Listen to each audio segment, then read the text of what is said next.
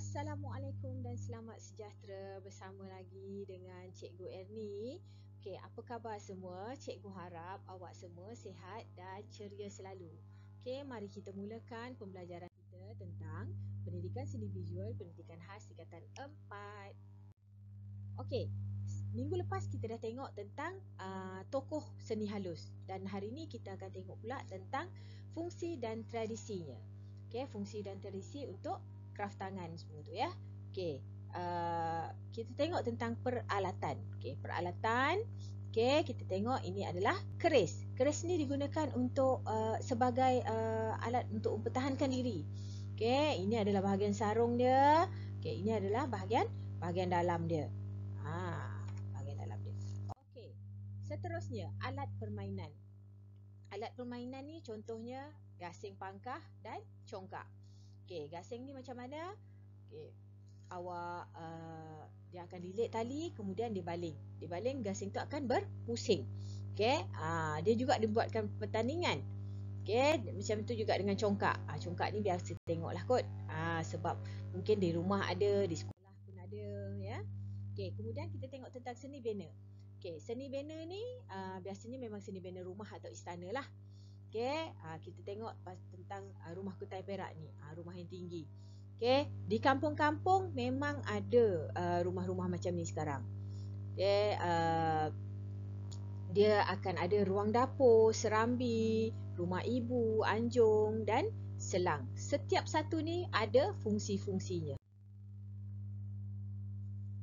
Kemudian kita tengok pula Istana Lama Seri Menanti. Ini orang cakap istana tak ada paku. Istana tak ada paku. Ia terletak kat mana?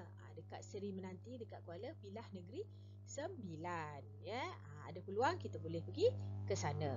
Okey, kemudian ini adalah masjid tertua. Ya, masjid tertua yang berada di Tumpat, Masjid Kampung Laut. Okey, kalau ada yang orang Kelantan, kampung ni kat Kelantan, bolehlah lepas ni pergi tengok dekat Masjid Kampung Laut ni di Tumpat. Kemudian kenderaan. Okey, kenderaan. Okey, tengok ini adalah kereta lembu. Kereta lembu Melaka. Ya, siapa pergi Melaka boleh tengok macam mana kereta lembu ni dikendalikan. Okey. Ini adalah perahu. Perahu kolek nama dia. Perahu kolek. Dia ada dekat Kelantan lah biasanya. Okey, ini adalah beca. Beca. Beca ni kalau ada di Penang dan Melaka. Kalau di Penang, Pulau Pinang ya. Kalau di Pulau Pinang macam ni. Kalau di Melaka dia akan duduk dia akan kayuh dan penumpang tu akan berada di sebelah. Macam Pulau Pinang ni penumpang ni akan berada di depan. Kemudian kita tengok pula pakaian.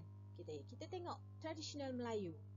Okey, ini adalah yang perempuan tu pakai baju kebaya dan yang lelaki ni pakai baju Melayu cekak musang. Tapi baju Melayu ni sekarang ni dah banyak. Ada cekak musang, ada teluk belanga ya.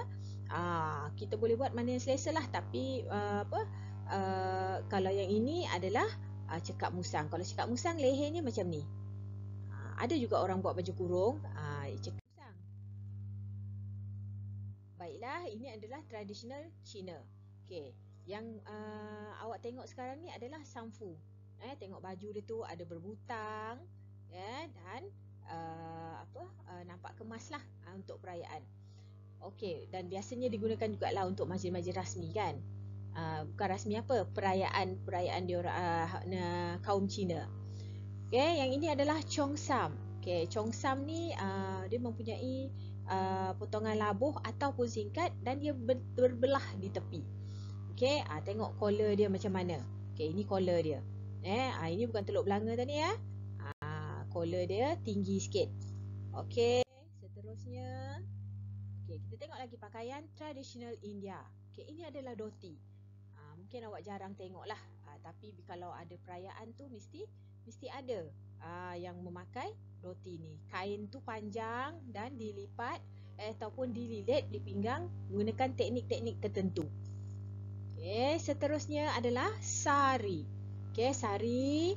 Okey, ini adalah pakaian dia. Okey, ini adalah aksesori-aksesori yang biasanya digunakan lah. Ni di bahagian kepala dan gelang tangan ni digunakan juga untuk perhiasan, sebagai perhiasan dia. Okey. Kemudian kita tengok pakaian tradisional etnik Iban. Okey, awak tengok ya, ini adalah pakaian lelaki Iban. Pakaian lelaki Iban dan ini adalah perempuan Iban. Boleh cuba ya kalau kata awak pergi mana-mana nampak ataupun ada tempat untuk pakai pakaian macam ni, peluang awak boleh cuba pakai. Okey, lagi-lagi yang kat kepala tu awak boleh cuba try. Kemudian etnik Kadazan. Etnik Kadazan. Okey, awak tengok ini adalah contoh perempuan Kadazan. Baju contoh pakaian perempuan Kadazan atau nama dia Sinuanga. Sinuanga. Ya.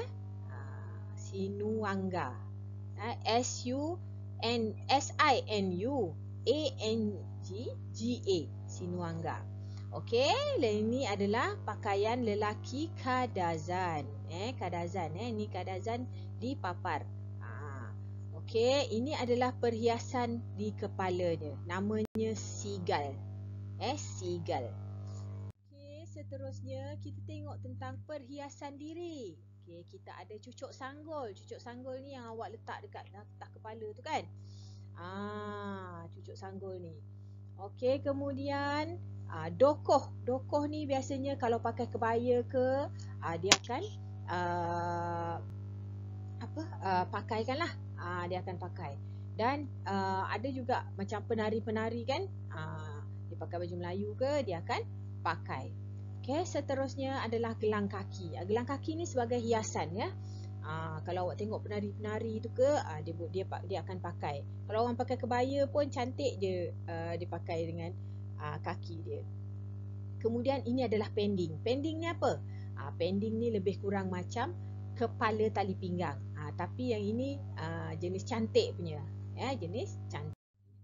Okey, terima kasih kerana sama-sama dengan cikgu sepanjang pembelajaran ini.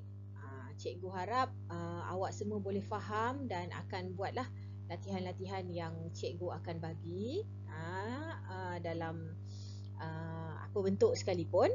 Okey, niat dalam hati kita yang ingin belajar kerana Allah, kerana mahu membanggakan ibu bapa serta orang di sekeliling kita dan kerana mahu membuktikan yang kita juga boleh berjaya seperti orang lain.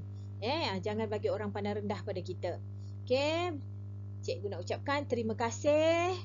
Terima kasih banyak-banyak kerana bersama-sama dengan cikgu. Okey, kita akan jumpa lagi di lain ketiga. Assalamualaikum warahmatullahi wabarakatuh dan salam sejahtera.